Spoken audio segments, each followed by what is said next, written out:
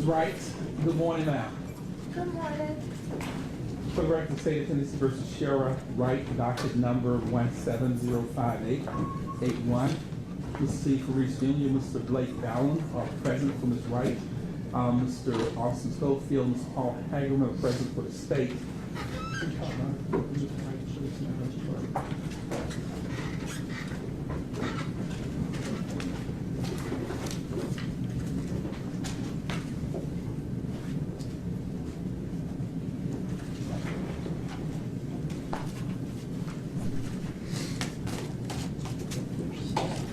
It's not a scheduled bond hearing today. All parties are present. There is a pre-trial bond report that has been submitted to the court.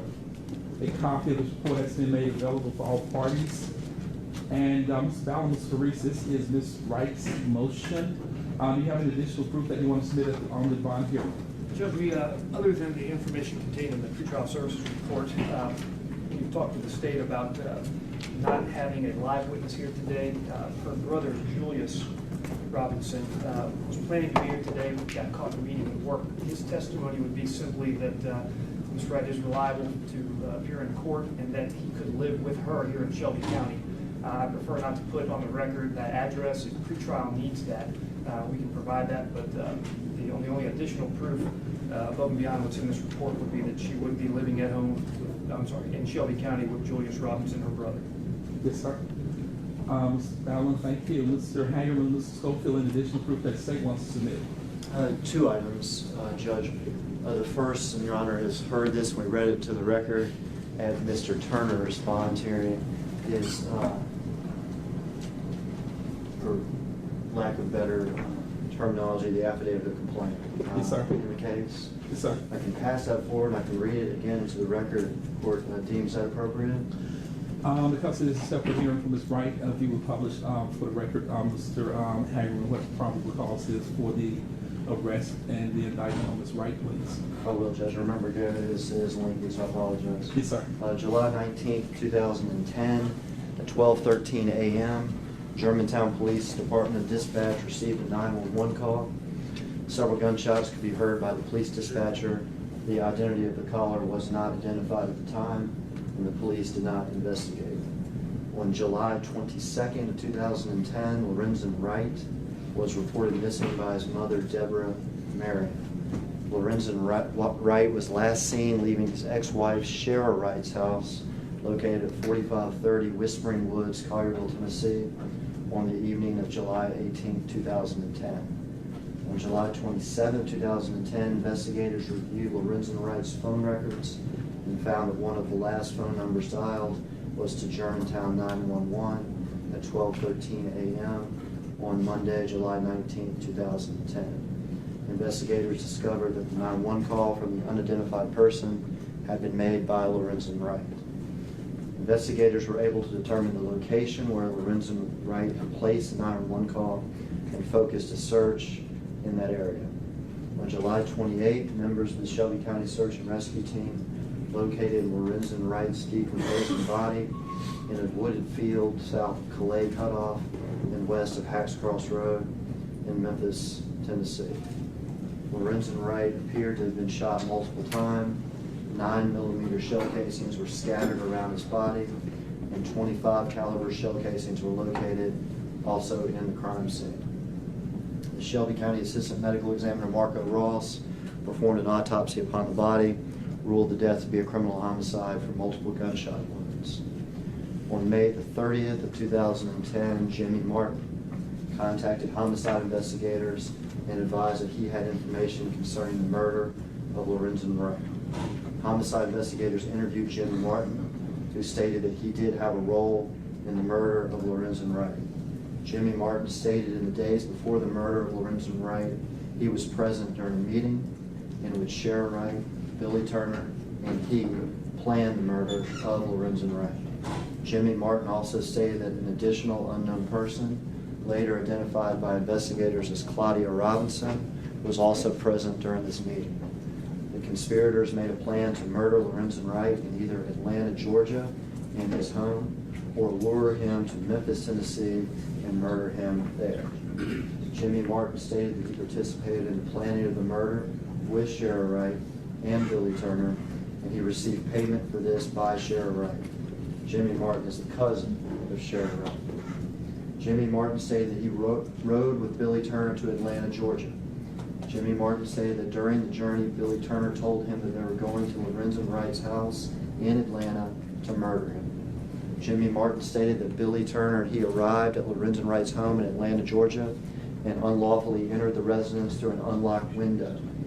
Jimmy Martin stated that Sherra Wright had visited the home in the days before their arrival and left the window unlocked to provide access for Billy Turner and him to enter the home and murder Lorenzen Wright. Jimmy Martin advised that once Billy Turner and he were inside the home, they observed an unknown male, who was not Lorenzen Wright, asleep on the couch. Jimmy Martin stated that this foiled the murder plot. Jimmy Martin stated that Billy Turner and he then slipped out of the house undetected and returned to Mississippi. The investigation revealed that this occurred between June the 1st and July the 18th of 2010. Jimmy Martin stated in the days after the murder of Lorenzen Wright, he was picked up by Sherra Wright at his home in Batesville, Mississippi. Jimmy stated that Sherra Wright borrowed a metal detector from his mother, Edna Robinson, and then they left. Jimmy Martin stated that he rode to Memphis, Tennessee with Sherra Wright, where they picked up Billy Turner, and they confessed to him that they had murdered Lorenzen Wright. Jimmy Martin stated that he assisted Sherra Wright and Billy Turner in cleaning up the crime scene and destroying evidence from the murder. Jimmy Martin stated that the metal detector was used in an attempt to locate a firearm that was dropped during the murder. Jimmy Martin stated he accompanied Billy Turner to a lake located off Highway 72 in Walnut, Mississippi, where Billy Turner disposed of a handgun that was used to murder Lorenzen Wright. On May the 31st of 2012, investigators took Jimmy Martin to a lake located near 2491 County Road 302 in Walnut, Mississippi, and he showed investigators where he observed Billy Turner throw the handgun used to kill Lorenzen Wright. On June 27, 2017, the FBI Underwater Search and Evidence Recovery Team recovered Smith & Wesson 9mm semi-automatic pistol from that lake located at 2491 County Road 302 in Walnut, Mississippi, where Jimmy Martin had indicated that Billy Turner had thrown the murder weapon. The 9mm pistol was taken to the TBI for testing. On August the 8th of 2017, Special Agent Braswell microscopically examined cartridge cases from the 9mm Smith & Wesson in conjunction with cartridge cases that were located on the crime scene in the homicide of Lorenzen Wright. Agent Braswell determined that all 10 9mm casings from the crime scene had been fired from the 9mm Smith & Wesson handgun that had been recovered from the lake. Jimmy Martin identified Billy Turner from the photo lineup as one of the persons responsible for the murder of Lorenzen Wright. On November 13, 2017, investigators interviewed Edna Richardson, and she confirmed that in the days after the disappearance of Lorenzen Wright, Sherra Wright had come to her home in Batesville, Mississippi. Edna Richardson stated that Sherra Wright borrowed her metal detector and her son Jimmy Martin left with her. On November 15, 2017, investigators interviewed Claudia Robinson. Claudia Robinson stated that in the days before Lorenzen Wright was murdered, she was present during a meeting between Sherra Wright, Billy Turner, and Jimmy Martin. Claudia Robinson stated that she observed Sherra Wright, Billy Turner, and Jimmy Martin plan the murder of Lorenzen Wright. Claudia Robinson advised that during the meeting, Sherra Wright, Billy Turner, and Jimmy Martin planned to kill Lorenzen Wright either at his home in Atlanta, Georgia, or in Memphis, Tennessee. Claudia Robinson identified Sherra Wright, Billy Turner, and Jimmy Martin from photographic lineups as the persons that she observed planned the murder of Lorenzen Wright. On November 16, 2017, investigators interviewed the cousin of Sherra Wright, Amanda Crenshaw.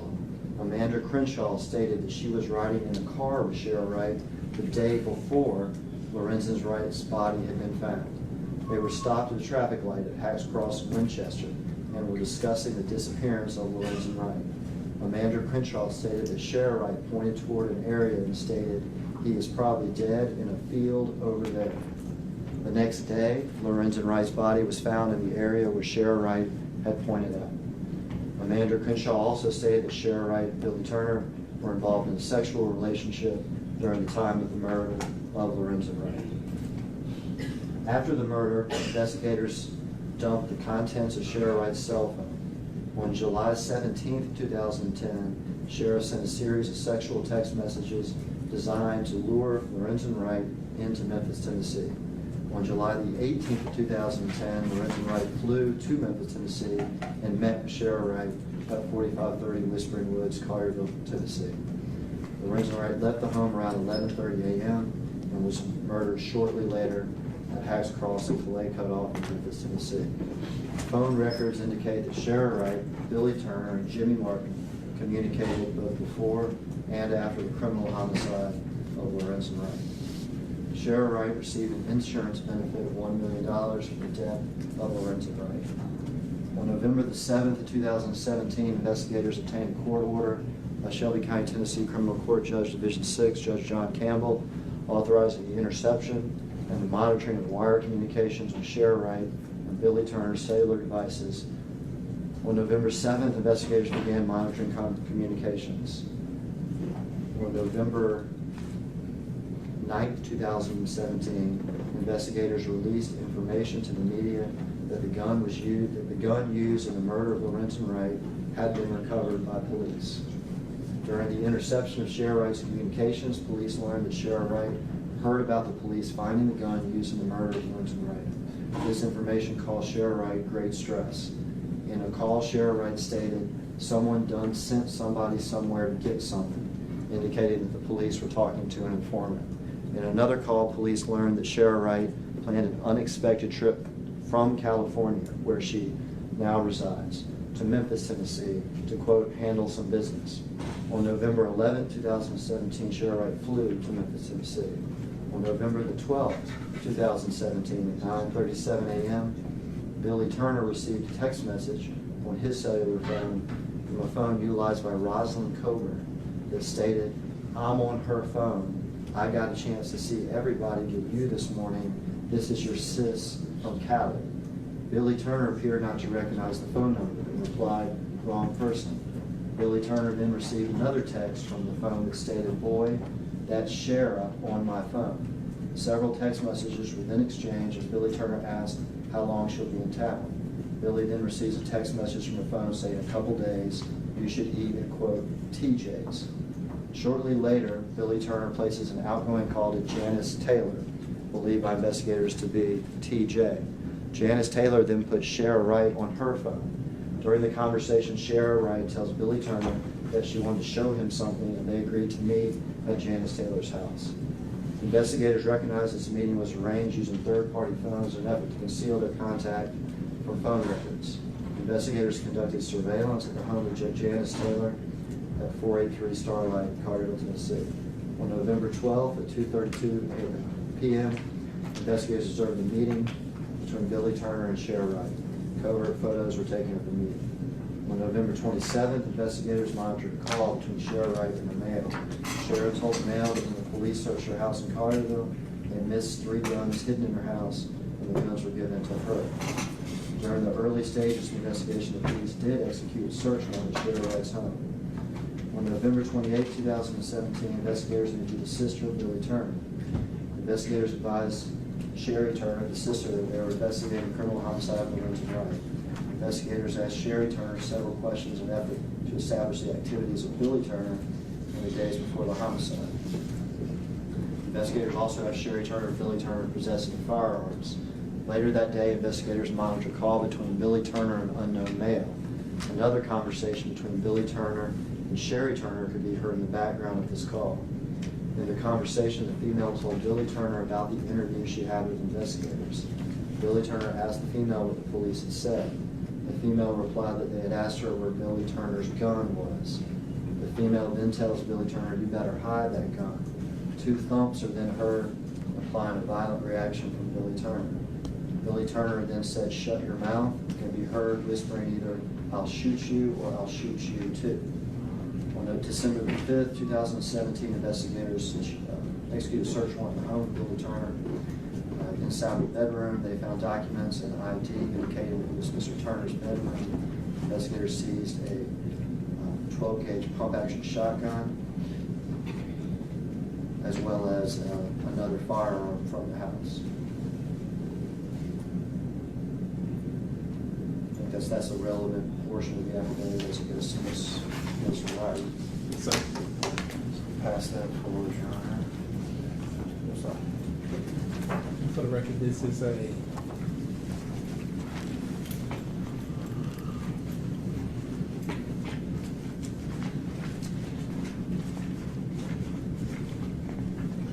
six-page document.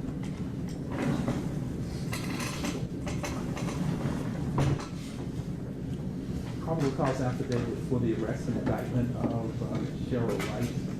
Will have submitted Exhibit A to the bond hearing. Exhibit A is an apple. Will order that the affidavit, the arrest probable cause statement be placed under seal. Exhibit A.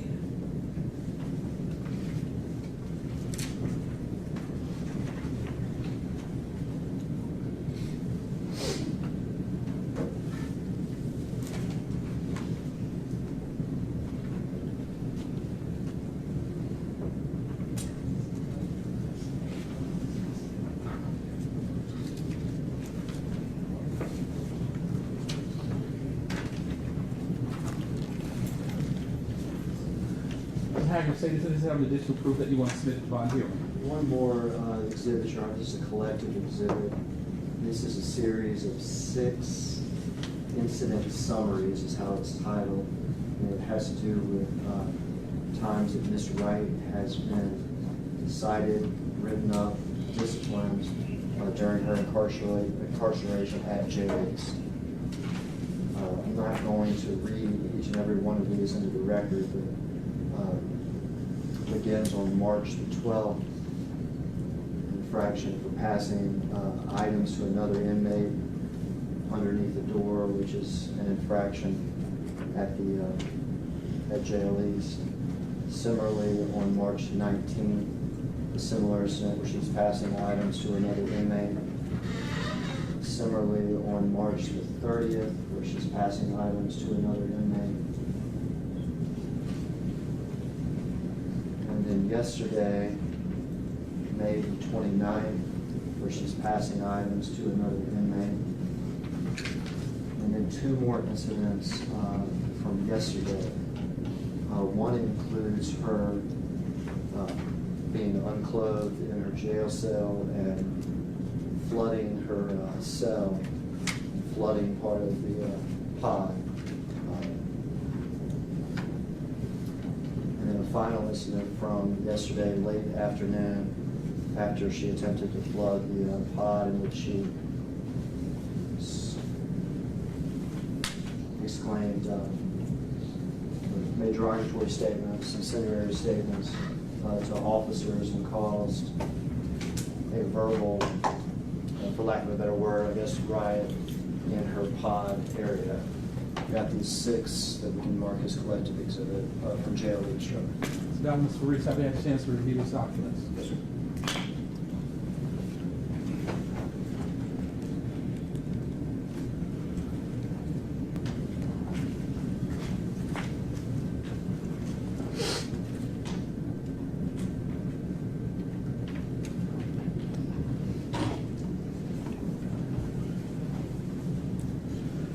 For the record, these are 6 incident summaries from infractions that Ms. Wright has incurred allegedly since she's been housed at Jail East for women.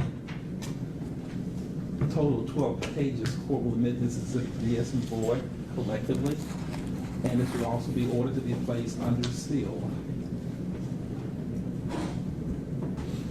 Mr. Hager, Mr. Schofield, state of Tennessee have an additional proof to submit at the bond hearing. That would go to the state's proof. Counsel, approach, please. One I had, I lost it. Mr. Ballin and or Mr. Faris in the statements or arguments regarding the bond in this case. Julie, we do have an argument, and being here for a bond hearing means that we're looking at the TCA 4011-118, which lays out 8 or 9 factors that the court needs to look at in determining a reasonable bond. And of course, the the statute starts out by indicating that the bond shall be set as low as necessary to assure the defendant's appearance and protect the safety of the public. So that's sort of our main purpose here. And then, of course, 4011-118 lays out those factors. And I just want to go through those and talk about how they apply in this matter to Ms. Wright. The first has to do with the length of residence in the community. And of course, somebody who's been here longer has more ties to this community and is more likely to stay here and appear in court. According to the pre-sentence report, pretrial services report, Ms. Wright is 47. She has lived outside of Shelby County for a total of 3 years, which went to law school, so I'm not great at math, but I think that means that she's lived in Shelby County for about 44 years. So we would submit that factor number one weighs in favor of a low and reasonable bond. Her employment and financial condition, she was self-employed, trying to make ends meet by cleaning houses while she was in California. Her financial condition, as indicated in the affidavit we submitted earlier, that she's indigent. So any amount of bond that is set for Ms. Wright will be a high one, because she simply doesn't have the funds and will be relying on others to help post the bond if a reasonable bond is set. Her family ties and relationships, of course, she most recently was living in California and Texas before that. She does have quite a few family members in Memphis. Julius Robinson, her brother that we referred to earlier. She has another sister, Katrina Robinson, in Memphis. Extended family, including her stepmother, aunts, uncles, cousins. They all live here in Shelby County. So although she recently was living outside the jurisdiction, she still has extensive ties to this community. Reputation, character, mental condition. Really the only information in this report that has to do with that comes from her son, Lorenzo Wright Jr., who verifies that the information she gave is correct and that she's reliable to keep future scheduled court dates. The information that was submitted to the court about her institutional history, the write-up she's had, I think it's important to note, first of all, that whatever items were passed, and on information and belief, those items were food items that were passed. They were not contraband. If they were, that certainly would be in the reports. The other incident that involves the flooding of the cell, if anything, speaks to her deteriorating mental health. So I think that's the only real factor here. She's not fighting in jail. She's not being caught with contraband. Again, if anything, the rules that are being broken indicate that perhaps there's a need for some sort of mental health counseling here, an issue that we would submit can be dealt with while she's out on bond. Her prior record is important for two reasons, and it falls under two different factors. The first has to do with her prior record and how that plays a role in her reliability, whether she's going to appear in court. Prior record consists of 2 driving on suspended license charges from over 20 years ago. There was a bench warrant issued back in 1996 that appears to have been immediately taken care of within 30 days, and she ultimately was fined. Beyond those 2 fines that she's paid for driving on a suspended license, she has absolutely zero criminal history. So we would submit that under this factor, nothing about her criminal history indicates that she would not be reliable to come to court. I want to skip to the 7th factor under this statute, which also looks at her prior record, but from a different angle. It talks about her risk of danger to the community. And this is where there's a stark contrast with Mr. Turner, who not only had other cases pending, was found with firearms despite being a convicted felon. He had a violent history. I assume that was a big factor in setting such a high bond for Mr. Turner. In contrast, Ms. Wright has no criminal history indicating a violent nature. And importantly, the charges that we're here about today, because she's innocent until proven guilty, these are not part of the calculus under the statute. It has to do with prior record. And although she's charged with being involved in a violent offense in court today, that is not, again, the type of prior record that is to be looked at under the statute. So there is absolutely no reason, based on her prior record, to believe that she is a risk of danger to the community. the identity of members of the community who will vouch for her reliability. Again, we go back to Julius Robinson and then to her son, who was interviewed for the pretrial services report. And then the final factor here, and it's an important one, obviously, has to do with the nature of this offense and the likelihood of conviction. Obviously, being charged with first-degree murder, it doesn't get more serious than that. And the state has read to you an affidavit or a probable cause statement. They leave some things out. And I think it's important, while we're not in trial here today, it's important to know about some of the things that were left out of this probable cause statement, because they've told a really tidy story, and it's a bit more of a mess than they've let on. This morning I was looking over some of the discovery, specifically focusing on what I believe to be the foundation of their case, and started thinking about that word foundation. When you're building a house, you want a strong foundation, concrete, but this is a case that's built on a bed of sand. And when you start to dive into the evidence and look at Jimmy Martin's history, look at the statements he gave, you realize that this case is not built on the steady foundation the state wants you to believe it's built on. Mr. Martin, of course, we know is a convicted murderer, and he's a liar. He is somebody you wouldn't trust to walk your dog around the block. He has given multiple statements to law enforcement over the years, self-serving statements that limit his involvement. He has given inconsistent statements, and these are just a few of the things I picked out looking through it this morning. He originally denies even knowing Billy Turner. But then when he's confronted with some other information, he admits that he lied. He at one point talks about there being multiple guns thrown into a lake. He at another point says there was one gun. He claims at one point that he got absolutely nothing for his involvement in this circus, and at another point he says he was paid. His description of these meetings that took place, they differ. The number and identities of people who were there. He at one point says there are three people at the meeting. At another point he says there are 4. He can't identify one of these people. He is simply not a believable person. Claudia Robinson, they told you today what her statement was. What they didn't tell you was that when she was initially approached by law enforcement, she told a completely different story, denied all knowledge, denied involvement, denied knowing anything, and at some point decides to change her story, whether she was confronted with, here's the evidence, here's what we want to hear by the police, whether she was threatened with some sort of criminal liability before she told the officers the story they wanted to hear, I don't know. But again, what the state didn't tell you this morning was that she also has not told the truth every time she's had the opportunity to.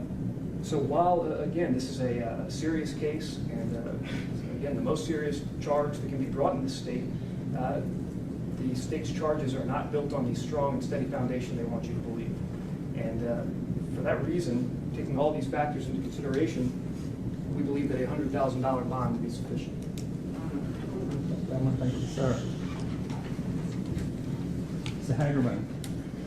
There's one thing I want to correct to start. Sherra Wright is here. We're not here to set a bond on a violent offense. She's here on 3 violent offenses. She's charged first with conspiracy to commit first-degree murder, planning the murder of Lorenzen Wright. And for Miss Wright, that carries 25 years in jail. She's here accused of sending 2 armed hitmen, her boyfriend and her cousin, to Lorenzen Wright's home in Atlanta, Georgia, to go in there first and leaving the window unlocked to kill Lorenzen Wright. Attempted murder. For Miss Wright, that carries 25 more years. And then she's here for actually killing him, along with Billy Turner. And for Miss Wright, that carries life in prison. So Miss Wright is facing not a violent, serious offense, but 3 violent, serious offenses that for all intents and purposes carry 2 life sentences for her.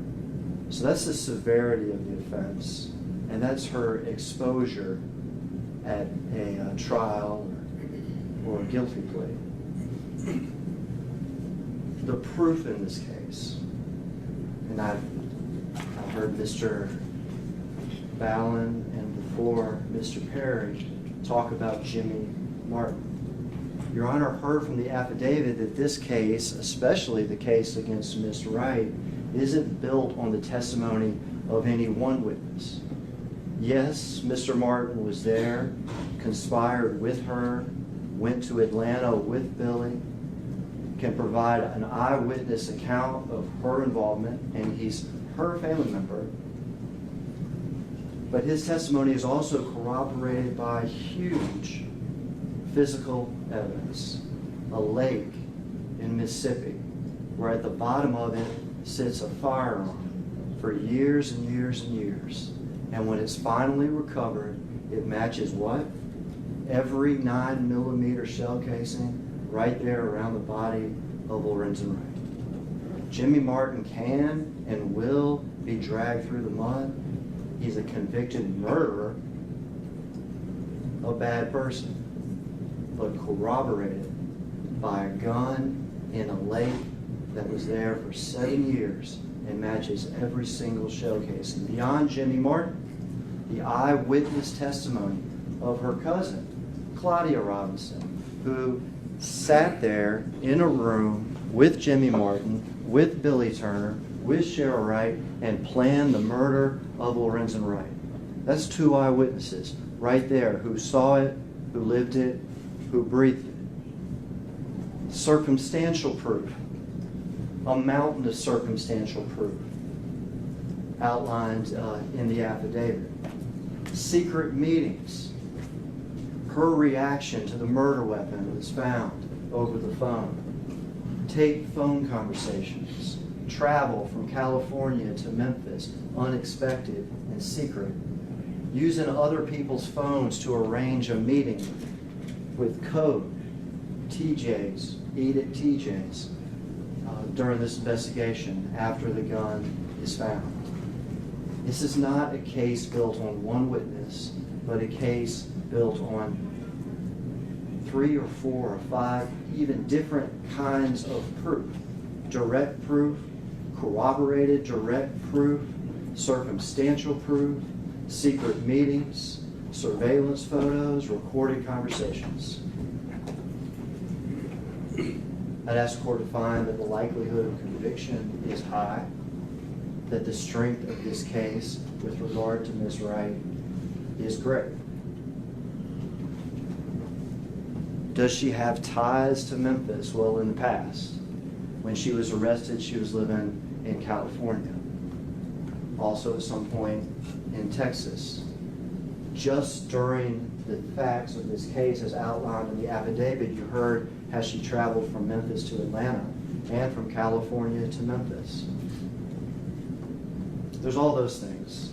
And I was prepared to come in here and argue those things and ask Your Honor to set a bond for Ms. Wright that was appropriately high given the likelihood of conviction, given her risk and exposure of 2 life sentences in this case, given the fact that she is not a resident of Memphis, Tennessee. I was prepared to come in here and ask Your Honor for a high bond, for a $10 million bond. But then, what do we hear? How did Ms. Wright prepare for this bond hearing yesterday? Can you trust someone on bond who in jail the day before her bond hearing is sanctioned not once for passing contraband, not a second time for stripping her clothes off, flooding her cell, getting confrontational with officers, flooding the pod, and refusing to comply with the demands of staff. But then a third time, being directly confrontational, and Your Honor can read for yourself what she said to the guard, what her taunt to the guard was, directly confrontational with the guards. 3 times on the eve of this, her bond hearing. One of the factors that your honor is to consider by statute is the mental condition. Those things speak to that, but they also speak to her unwillingness, her refusal to comply with rules and restrictions, even when she's in custody. Even when she's in custody. Can someone like that be trusted out in this community on bond for three violent, serious offenses that carry 2 life sentences and that are based on proof of multiple eyewitnesses, circumstantial proof, corroborated proof, recorded phone calls, and covert meetings? I'm not sure even a $10 million bond is high enough to cover that. Mr. Galvin, Ms. Faries, any additional statements or arguments? No, Your Honor. And for the record, the court has considered all those factors between the Tennessee Code annotated 40-11-115 and 40-11-118. In our law, Tennessee Code annotated 40-11-102 would require that before trial, all defendants shall be bailable by sufficient sureties, except for capital offenses where the proof is evident and the presumption is great. In this case, the state's file has indicated would not seek the death penalty. In this case, would not seek life without the possibility of parole, rather to discuss this matter with family members, Ms. Deborah Marion. And if Ms. Wright is convicted of first-degree murder, the court has to sentence Ms. Wright to life confinement. Life in the current Tennessee law is construed to be 60 calendar years in prison. Ms. Wright is not eligible for parole. She can be released after serving 51 years of that sentence. She's also been indicted for criminal attempt to commit a felony with first-degree murder and also conspiracy to commit first-degree murder. She would appear to be a rank 1 offender. If she's convicted of those offenses, it carries a minimum of 15 to as much as 25 years in prison. If the state were to file a motion, if the court found that a sentencing hearing that these sentences should be ordered to be served consecutively, Ms. Wright is looking at life plus 50 years in prison. As Mr. Harry was indicated, essentially 2 life sentences, as life is construed to be 51 calendar years before a person is eligible for release. Tennessee Code annotated 40-11-115 actually presumes and mandates that the court shall consider an ROR bond, and the court shall set a bond no higher than that necessary to accomplish the purposes of the Tennessee Bail Reform Act. And 40-11-115 requires this court to consider an ROR bond on a case if any person is charged with a bailable offense, and this is a bailable offense. The state is not seeking a death penalty. The court shall consider whether or not a person could be released on his or her own personal recognizance without having to post a monetary bond.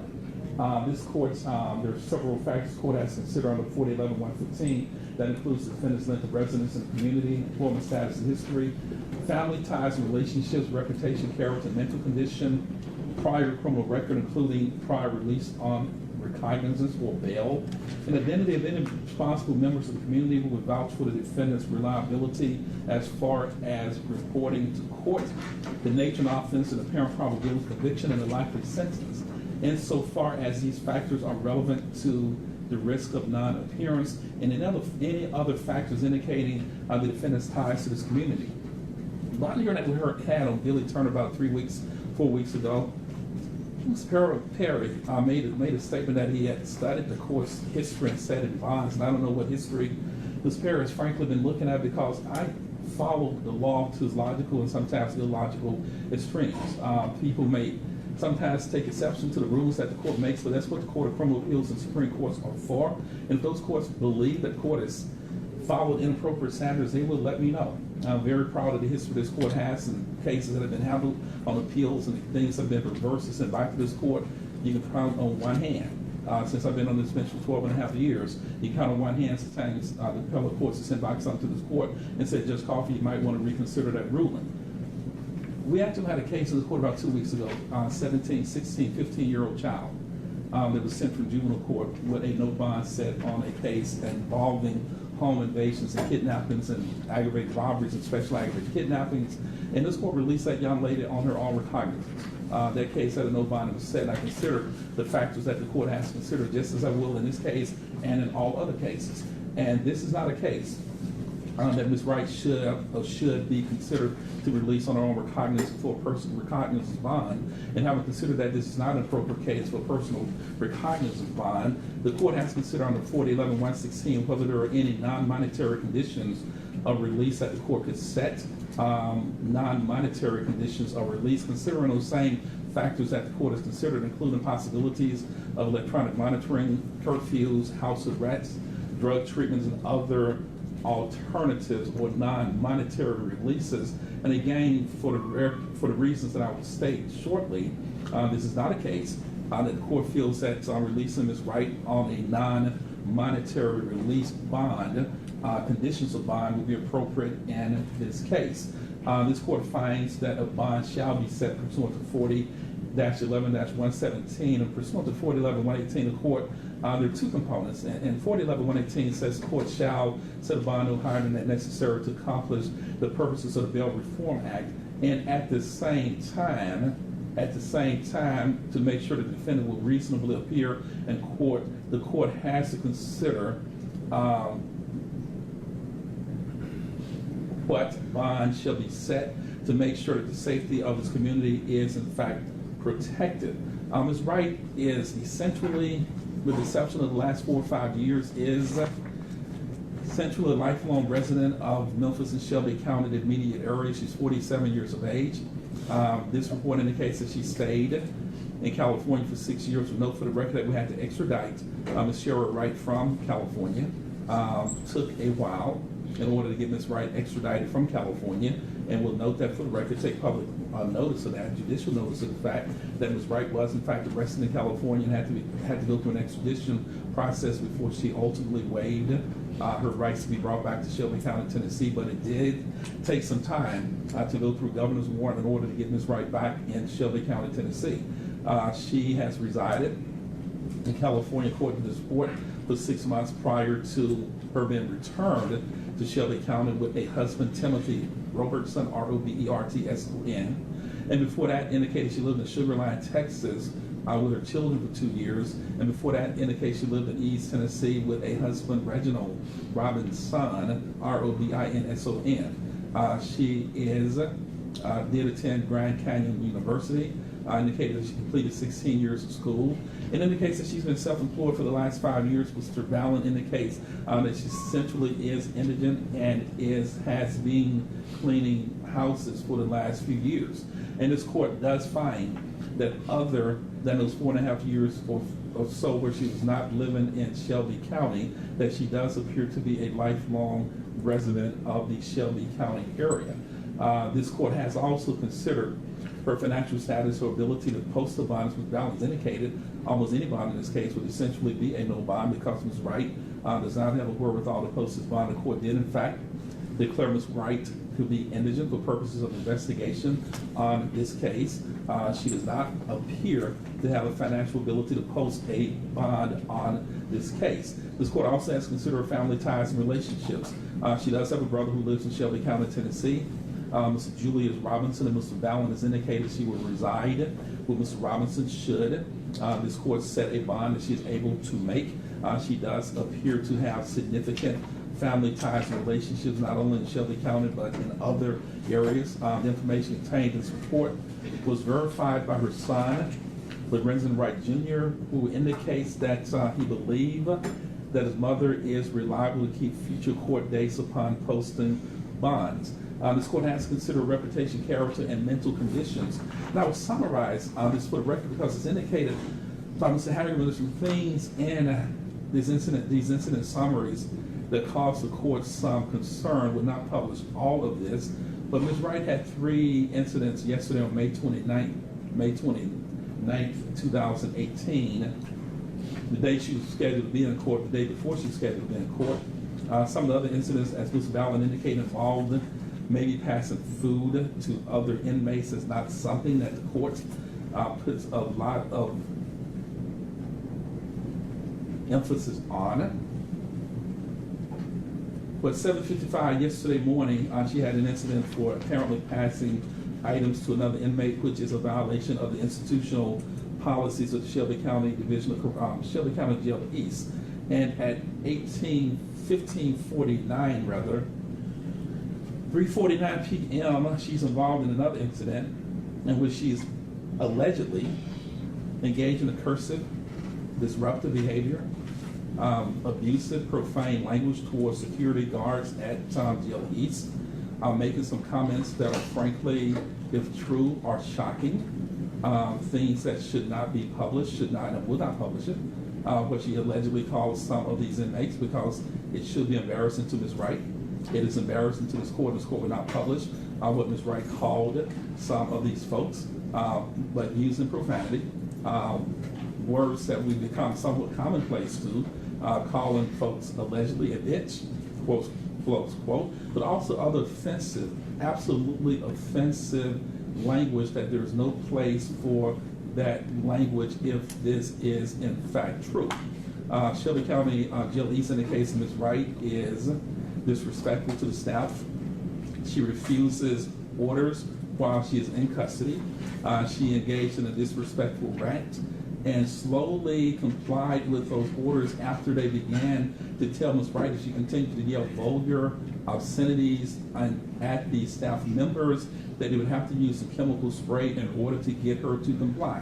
And at some point she did in fact comply. Some 6 minutes later, at 15:55 p.m., 3:55 p.m., they're back engaged in other incidents with Ms. Wright, allegedly where Ms. Wright has taken off her clothing, has tried to stuff a toilet, tried to flood a toilet, and was making some comments that she is going swimming, y'all. And that goes directly towards her mental state or mental condition, whose balance indicated that perhaps it shows that she has some deteriorated mental issues that might be best treated while on bond rather than in custody. And those things are troubling, and it does go towards her mental health or her mental conditions. If Ms. Wright is taking off clothing, refusing to put on her jail clothing, was allegedly running around naked, trying to flood a toilet, and telling the people at Jail East that she's going swimming.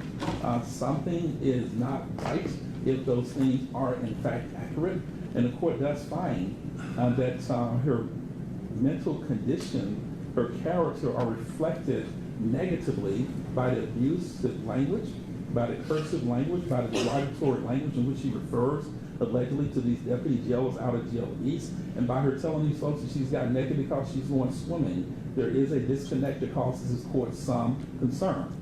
The court also has to consider Ms. Wright's record of appearance in court as to whether or not she appears to be a flight risk.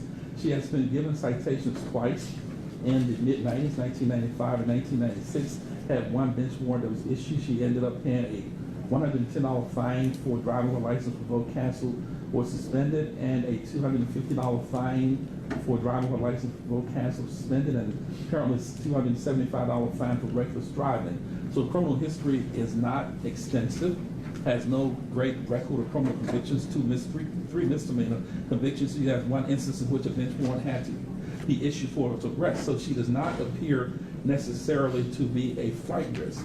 The court also has to consider the nature of the offense and apparent probability of conviction and the likely sentence if Ms. Wright is in fact convicted. Ms. Ballin and Ms. Farises indicated that they believe that the state's case is built on a foundation of science. Does not believe that this is a solid foundation, believes that the proof in this case, the witnesses have given inconsistent statements, have given contradictory statements over the years. Jimmy Martin is in fact a convicted felon, having been convicted of second-degree murder. And when the court, if this case, and when this case is tried, when a witness, before a witness is allowed to testify, a witness raises his or her right hand if they swear on a Bible to tell the truth, the whole truth, and nothing but the truth to help them God. The law, and what I tell a juror, I'm required to tell a juror, that the law presumes that once a witness has taken that oath, that witness in fact will in fact tell the truth. The law presumes that once a witness has been sworn to tell the truth, that the witness will in fact tell the truth.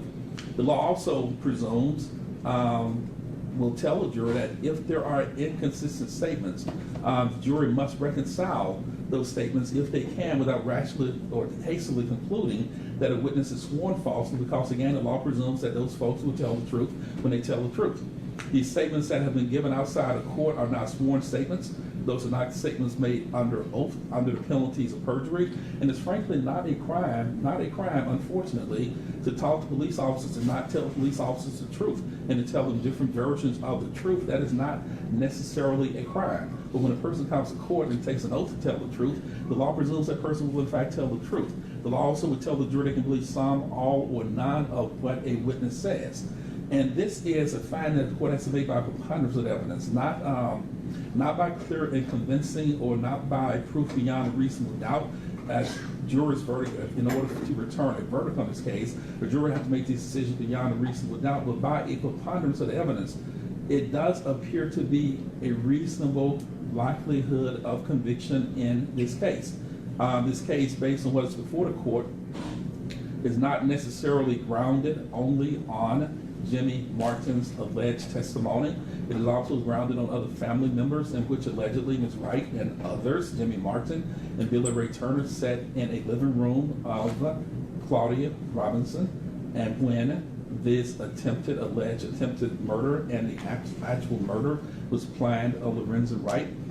These are family members of hers. Mr. Martin is a family member of hers, and Amanda Crenshaw, also a family member of hers, allegedly the day before the body was found, is riding with Ms. Wright, and Ms. Wright tells Amanda Crenshaw that that's where she believes that Lorenzo's body will ultimately be found. Those are circumstantial evidence. What the court tells the jury is that there's no difference in the weight that a jury can give circumstantial and direct evidence. Both are considered of equal value under the law. Mr. Martin is of the criminal element. He is a convicted felon. He is arguably a party to at least the attempted murder and the conspiracy to commit murder. He's not, if a jury believes what he's saying, he's not a party to the actual killing. But Ms. Wright cannot be convicted solely on the uncorroborated testimony of Mr. Martin if a jury finds that he is in fact a party to this offense. Arguably, he's not a party to the homicide if he says he's not present but was present, did carry out a plan to try to kill Lorenzo Wright, was not present when the actual homicide took place. Not a party to the homicide, but this testimony would have to be corroborated by other facts and circumstances, including some facts and circumstances go to the identity of Sherra Wright. But there does appear to be a preponderance of evidence of reasonable likelihood of conviction. Again, this is not a trial, but based on what is before the court, it does appear to be a reasonable likelihood of conviction based on the apparent probability of conviction or the preponderance of evidence that is before the court.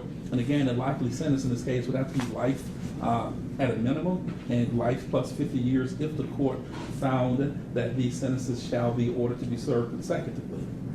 The court also finds that she does have family support, locally and otherwise, and folks that have in fact told the court that she will in fact appear in court.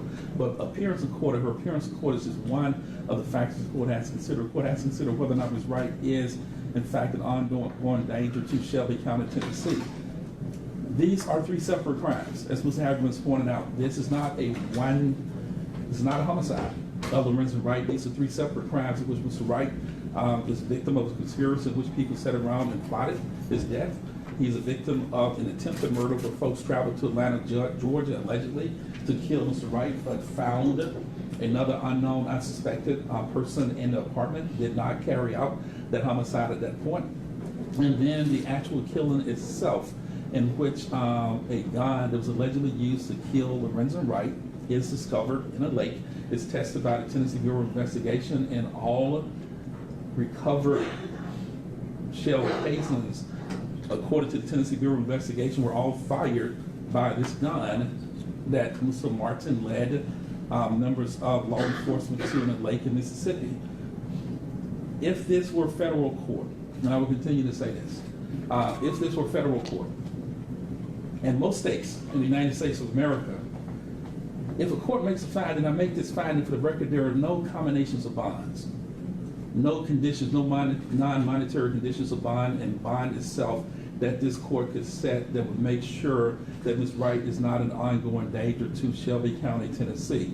When she has been locked up in jail, Ms. Wright has demonstrated conclusively allegedly, that she is still an ongoing danger to Shelby County, Tennessee, even when she is incarcerated.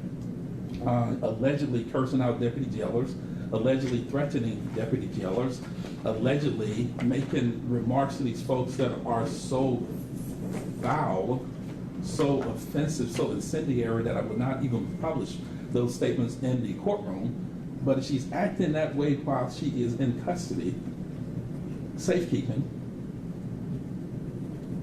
she is removing her clothing, vandalizing government property by flooding or trying to flood toilets, and making a statement that she is going swimming.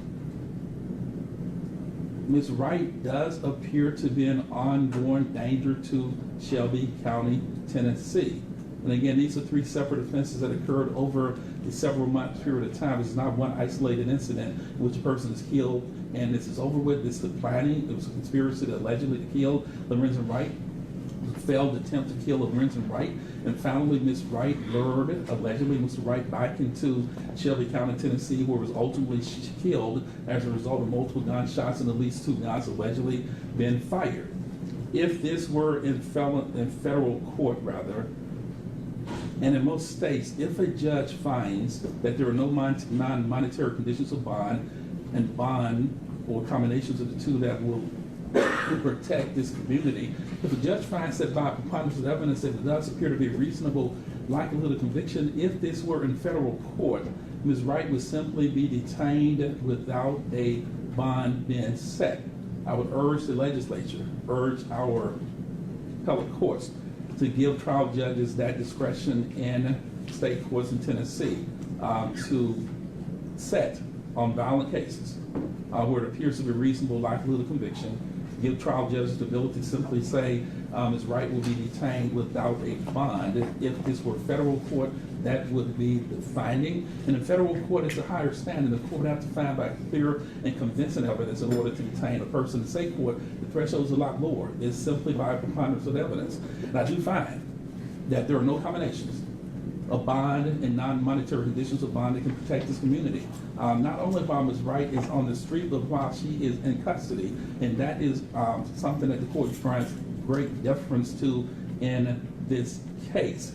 It is absolutely shocking and mind-numbing. The affidavit that I just read from what Ms. Wright did in jail yesterday, knowing she had to come to court today and say, Judge Coffey, will you please set a reasonable bond? And I promise that I will comport myself civilly and I will not engage in anything else that might be against the laws of the state of Tennessee. She's engaged in a conduct in jail that is, in fact, against the laws of the state of Tennessee and against the laws of humanity. Some of the statements that she allegedly called some of these security deputies are absolutely horrific and absolutely shocking. They're absolutely horrifying. And I cannot believe that Ms. Wright allegedly some 15 hours, 16 hours before she's scheduled to come to court is engaged in conduct that is not only antisocial, not only offensive, not only abhorrent, but is also criminal. And this court finds, taking all those things into consideration and understanding this balanced statement that Ms. Wright is different from Willie Ray Turner, that Ms. Turner is in fact a convicted felon, and Ms. Turner has other indictments charging him with being a convicted felon in possession of a firearm. Mr. Wright, Mr. Turner has indicated earlier, was still engaging in criminal conduct since these offenses, as is Ms. Sherra Wright, is still engaged in antisocial and criminal behavior since she's been locked up in jail. Ms. Wright is allegedly the person that coordinated this. She's the person that orchestrated this. Ms. Wright is the mastermind behind the killing of a person, killed for, apparently, according to the record, they killed for insurance policy. And Ms. Wright is the person who led to the killing of Lorenzo Wright. She is, according to what is before the court, the linchpin. And but for Sherra Wright, Lorenzo Wright might still be alive. This court finds that the bond in this case shall be set to cover this indictment at $20 million for the reasons stated. Ms. Wright's behavior yesterday is absolutely shocking to the consciences of this court. Those documents will be placed under seal in the event of any appellate review, and I'm sure that the Court of Criminal Appeals and the Supreme Court read what the court just read. They will be as reposed as I am. They will find it as repugnant as I did, because those statements are simply, should not happen in a civilized world. Those statements should not be published against anybody. And if those things are true, as Mr. Ballin indicates, it might go to show that Ms. Wright has some deteriorating health issues or mental health issues. I don't know, but something is not right when this kind of behavior allegedly occurs some 17, 18 hours before Ms. Wright is supposed to be in court. Say, just call me, you trust me on the bond. I cannot trust Ms. Sherra Wright, because I cannot trust her to act properly while she is in custody. With no deception for the record, Mr. Reese and Mr. Ballin. Mr. Hageman, Ms. Schofield, and Mr. Reese and Ms. Ballin, we need a report date. Yes, sir.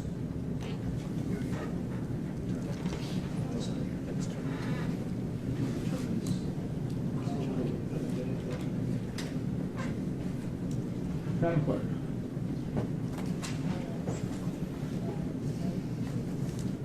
Is July 10 a good day for, I'm sorry? July 12 a good day for all lawyers?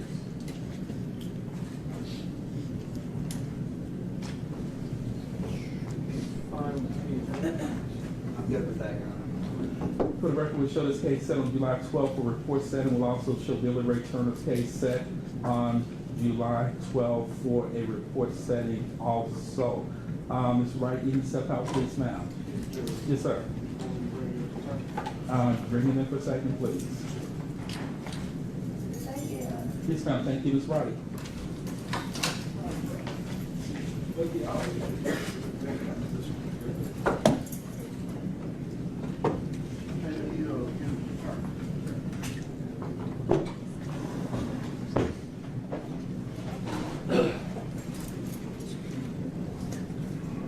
Mr. Perry, good morning, sir. Good morning, Your Honor. I apologize, and I know you're invited. July 12th is the day for you for report. I apologize, I couldn't hear you. I'm sorry, July 12th. Is that a good day for you for report setting? May I check just a moment? Yes, sir. I did not know you were invited, Councilman Mr. Turner. Otherwise, I would ask you to step out before I gave the other lawyers that day. That's no problem. Your Honor, Yes, sir. July 12th is the second Thursday of the month, and I won't be available that day, but can I, Ask any other day? Ask Mr. Dallin, Mr. Reese, step back out, please, sir.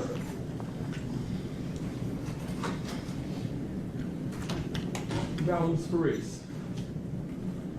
Ms. Perry indicates that July 12th is not a good day for him, so I need to change the date for Ms. Wright. What day would be a better date, Ms. Perry? Also discuss the 11th, July 11th, which is a Wednesday. I'm good. And that's for report setting only? Yes, sir. Yes, sir. Because we should probably be in trial on the first degree murder case that week, so we'll take the announcement early on July 11th. But we should be in trial on the two defendant first degree murder case that week. We'll change the date to Wednesday morning, July 11th for report setting. Ms. Perry, Mr. Ballin, Mr. Reese, Mr. Hageman, Mr. Schofield, thank you all. Thank you. Ms. Turner, I'll see you back in court on July 11th, so thank you, sir. Your Honor, be excused, Your Honor. Yes, sir, thank you. Call the court to recess 2 minutes, everyone can remain seated. Court stands in recess.